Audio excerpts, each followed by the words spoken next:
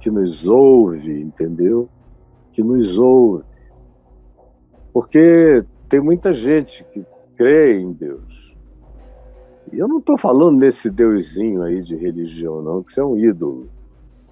Eu estou falando no Deus da grande maioria dos cristãos, que é uma criação, é um Frankenstein sincretizado e nada além disso, feito de muitos pedaços, de Osíris, de Ísis, de Horus, de muitos pedaços do Deus dos escravos romanos, muitos pedaços de divindades absorvidas das superstições islâmicas, quando começaram no século VII, depois a todas as absorções de cultos celtas, com mudança de palavras. E aí as absorções não pararam de acontecer na Europa. Se acompanha a linha da produção dos dogmas do cristianismo, seja ele católico, ortodoxo grego, copto, russo, ou depois dos protestantes e dos evangélicos, está todo mundo fazendo absorções, as mais variadas, às vezes até de perversões cristãs anteriores. E o povo não sabe e engole.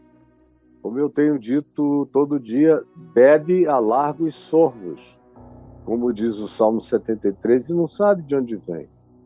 O cristianismo, todo ele, é um grande sincretismo, de modo que você fala em Deus, parece que está falando em Deus, mas você está falando num Deus, no Deus do seu grupo, da sua agremiação, da construção dos sacerdotes escultores de divindades, ou dos produtores de teologias do divino, que não passam também de idolatrias mentais projetadas.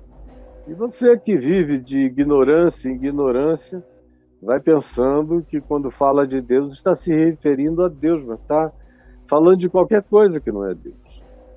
E hoje, se você já leu o tema que eu propus, eu quero lhe deixar essa pergunta.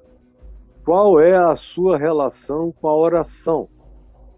Porque dependendo do que você creia sobre oração, eu sei exatamente quem é o Deus ao qual você ora, ou ao qual você não ora, ou a quem você não ora porque você tem certeza de que ele não ouve. E aí, pela sua atitude em relação à oração, eu digo a você quem é o seu Deus. Eu conheço também deuses de construção filosófica muito bonita, mas que são deuses que não ouvem a particularidade da necessidade humana. Eles são deuses universais, globais, transgalácticos, em quem todas as coisas existem. E ele é aquele que sustenta todas as coisas que são. No entanto, ele não tem nenhuma relação com a particularidade do clamor humano. Por exemplo, uma das visões de Deus, da filosofia, que eu acho das mais interessantes, é o Deus de Spinoza, que era um holandês, pensador, teólogo, reflexivo, uma figura muito interessante, do ponto de vista filosófico, das mais interessantes.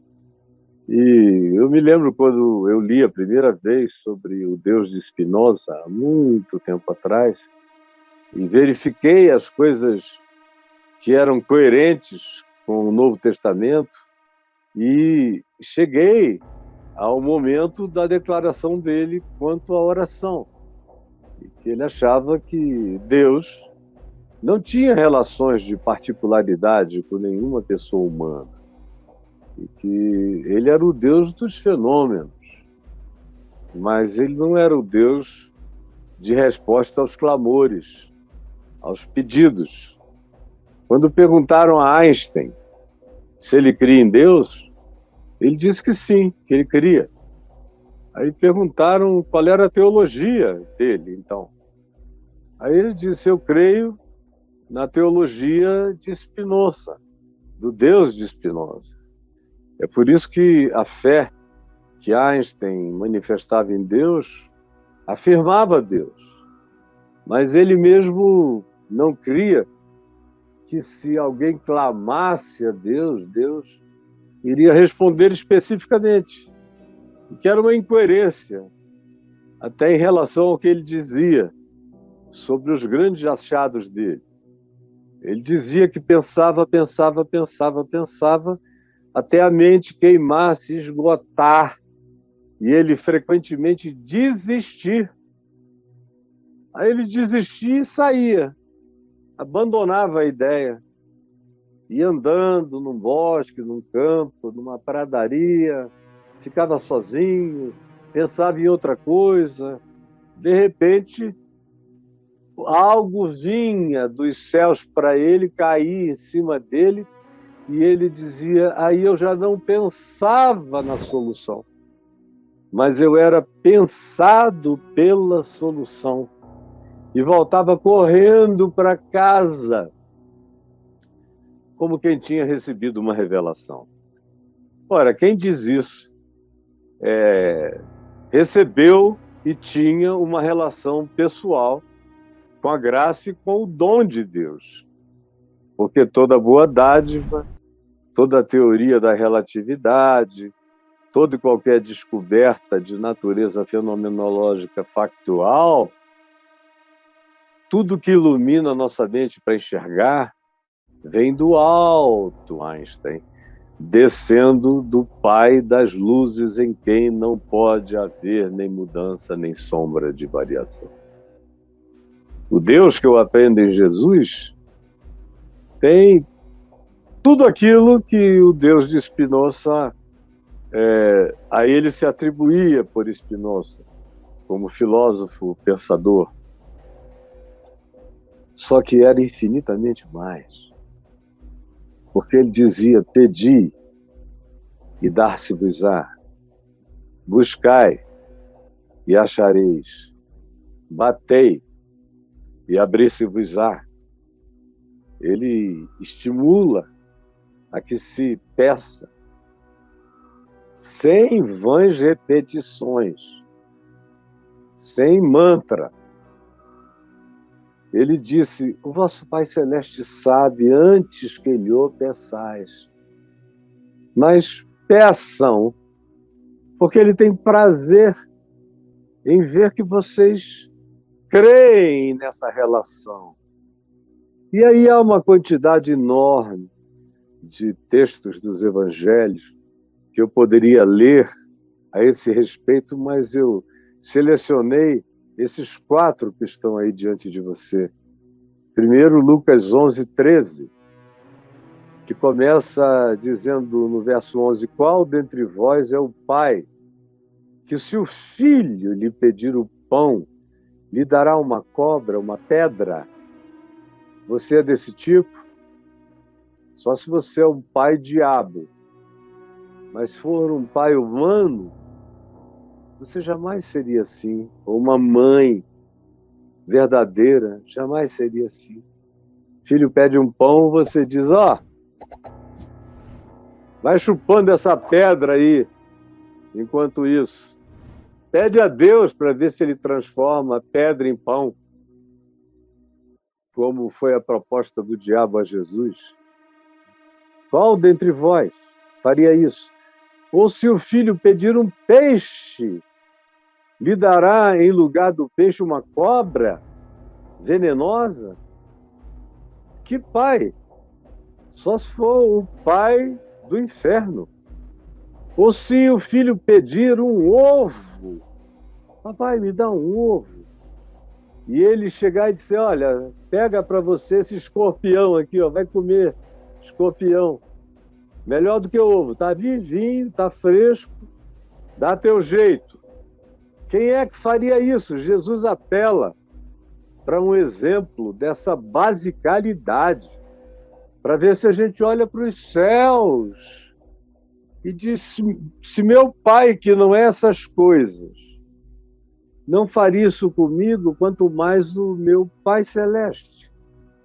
Aí ele conclui no verso 13, ora, se vós que sois maus, porque o melhor de nós ainda é egoísta, o melhor de nós é narcisista, o melhor de nós, o mais generoso, o mais piedoso, pode até praticar as coisas certas do lado de fora, mas às vezes se pergunta por quanto tempo mais ele terá ou ela terá que fazer aquele tipo de sacrifício.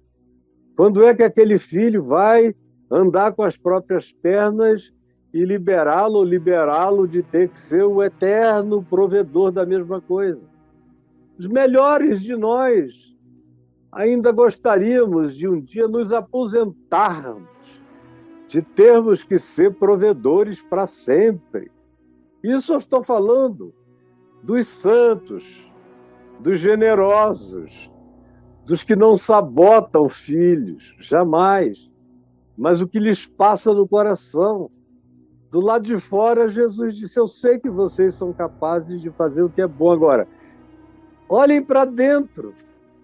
E aí eu digo, vocês que olhando para dentro sabem as ambivalências escondidas, as ambiguidades não declaradas, ou as sutilezas das pequenas distorções ou idiosincrasias da vida de vocês, que são um hipócrita, acha que carrega a perfeição emocional, sentimental e afetiva.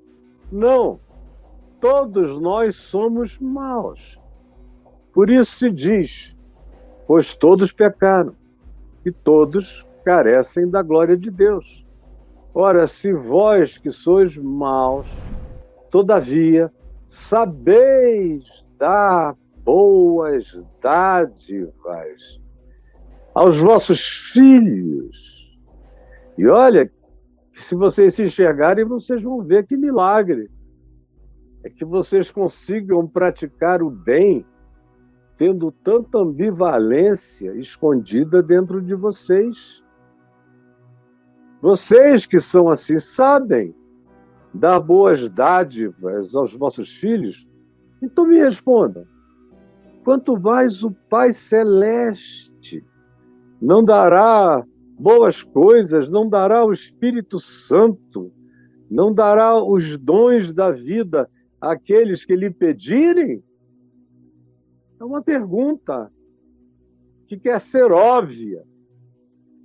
Responda você. Responda você. Está proposta a questão de Jesus. Aí você diz, se você é muito mau, você não crê no amor do Pai, porque o Pai mau não crê que o Pai Celeste é bom. Agora, quanto mais você conheça, apesar de você, a vitória do amor, do carinho, do cuidado, da solidariedade e do seu socorro para com o seu filho, mais você terá chance de crer no amor e no cuidado de Deus por você também.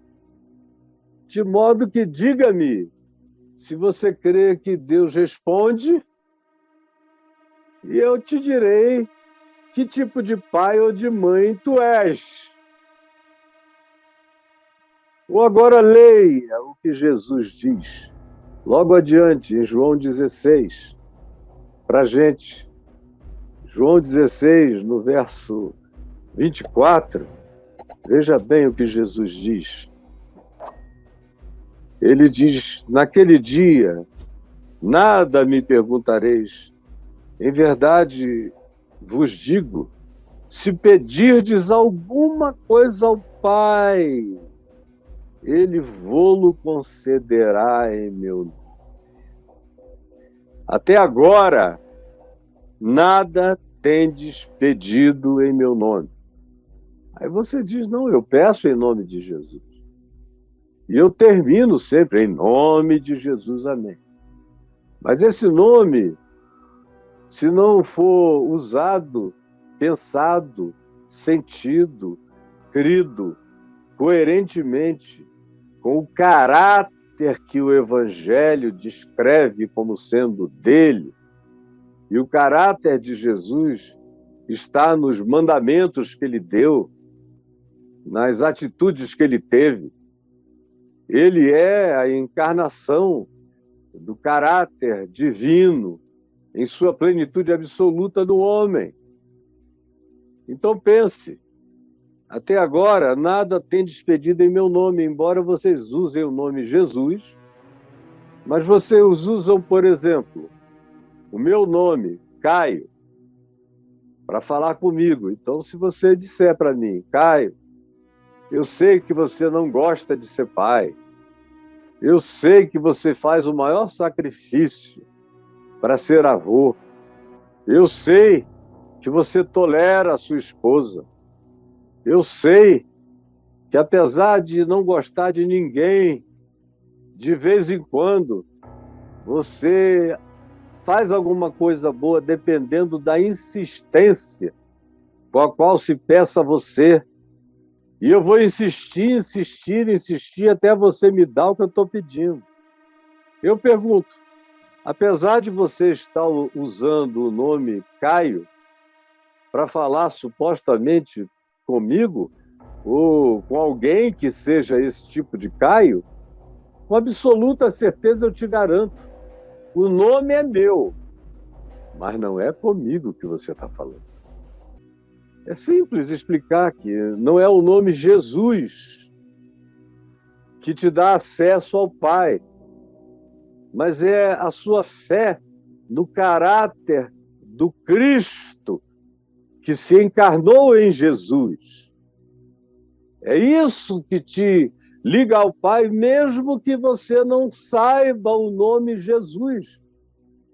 Mas se você carregar a certeza de que Deus é amor, Deus é misericórdia, sabendo ou não sabendo o nome de Jesus, clamando, é Ele quem está fazendo a mediação para você. Mas usando o nome Jesus e atribuindo a Ele um outro caráter que não é o dele, você está falando com o Jesus do mau caráter, com o Jesus mau, que às vezes é uma plena descrição de Satanás, de tão perversa que é a sua concepção dele. Então vem Jesus e disse, até agora nada tem despedido em meu nome.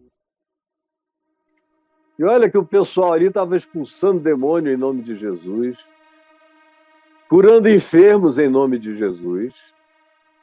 E isso aqui é dito depois deles terem tido muita vivência e praticado muita coisa em nome de Jesus.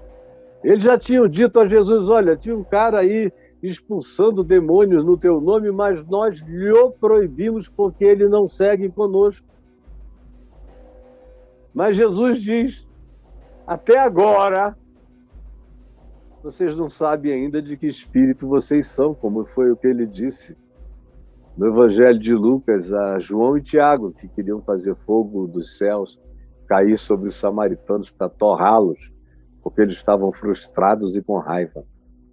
E pensavam que Deus era parceiro dessa maldade. Imaginaram que Deus era Putin, que eles eram os filhos do Putin. Então manda descer fogo do céu. Jesus disse, vocês não sabem de que espírito são. É por isso que agora, no fim da jornada praticamente, ele continua a dizer, até agora nada tendes pedido, com essa consciência que pode crescer em vocês de quem eu sou, Pedi e recebereis. Repita comigo. Pedi e recebereis. Mais uma vez, repita comigo. Pedi e recebereis. Para quê, hein? Olha só. Para que a vossa alegria seja completa. Não tem alegria maior. Eu, pelo menos, nunca conheci nenhuma maior do que a alegria que decorre da resposta de Deus às minhas orações.